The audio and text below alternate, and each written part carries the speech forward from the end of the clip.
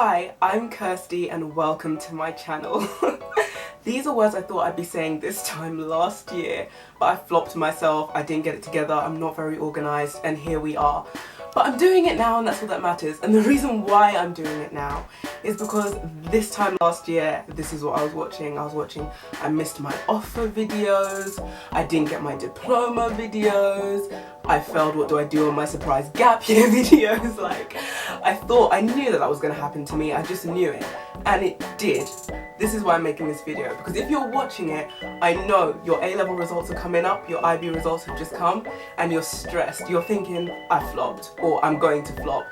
Don't do that. Firstly, it's the best holiday you'll ever have, enjoy it. But if you are going to psych yourself out, watch this video, and maybe you can freak out with me in the past, and then we can chill out about it, and it will all be fine, right? The first thing about getting into this video that you need to know about me is that I wasn't one of those Cambridge people. Like, there were people in my class that they were like, you know exactly what kind of person, I don't need to go into it, like, they knew what they wanted to do from a young age. I want to do medicine, I want to go to Oxford, I want to go to this college, and everyone just believed that it would happen to them because they were good at what they did and we all respected that. Like, nothing wrong with that, good for you.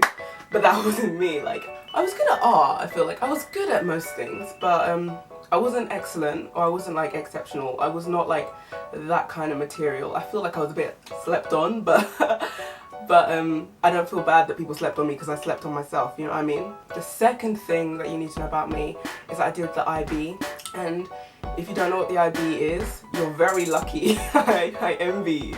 The IB is the International Baccalaureate, and it's like an alternative to A-level, so it's a bit different. Like, you guys, I guess you would have had like A star, A, B, C alphabet, and we had a 7 was an A star, a 6 was an A, a 5 was a B, all the way down to a 1. I'm not a mathematician, but I think it was 1, with some other things they mixed together, some theory of knowledge type philosophy stuff, some community service, they bubbled it up and then they added all those points together and it just came up to 45. So I did 6 subjects and then like the other points added up to 45 when you add them together.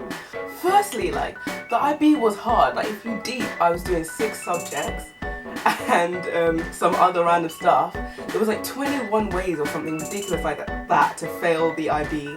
It wasn't easy. So those are the 2 things that like you need to know before I even get into this. So I applied for architecture. It was basically the course for me. It was the most artistic course, but then also it wouldn't give my dad a heart attack type of thing. It was a balance. I did really enjoy it as well, so that was lucky.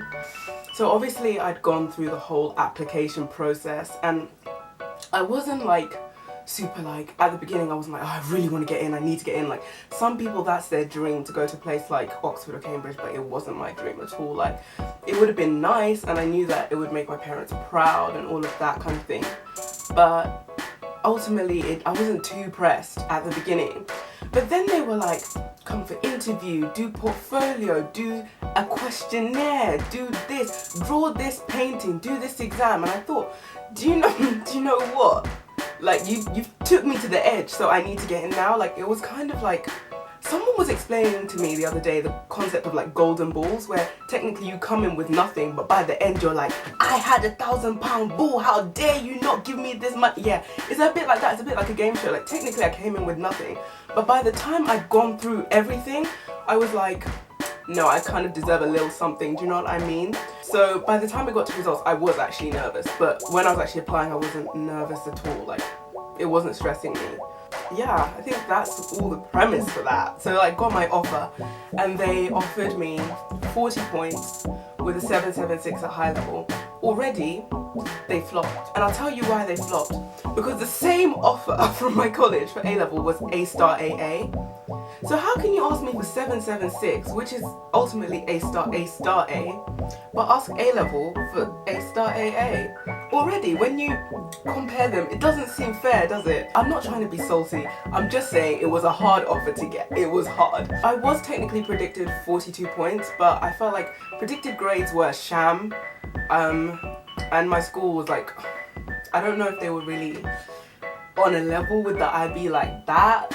So no one really knew. It was always a surprise. Like, you could come out being predicted really low and get really high, or you could get predicted really high and get like really low. Like, no one knew. It was a complete guessing game until results day, and that's obviously when it was most important. So I skipped the whole exam study stuff because that is technically a whole different video. Like, it was a mess, it was shambolic. I remember this day, I remember waking up quite early and I just felt like, you know, you just wake up and you're like, I'm awake. Like, I guess I hadn't slept very well. But my mum was like so nervous and I don't even know where my dad was. I think he might have been in another part of the country or even abroad. But I just remember my mum and I were just like, you know, vibing off each other. And my mum and I are so like feely people. Like, I was calm, but then my mum was getting nervous, so then I was nervous.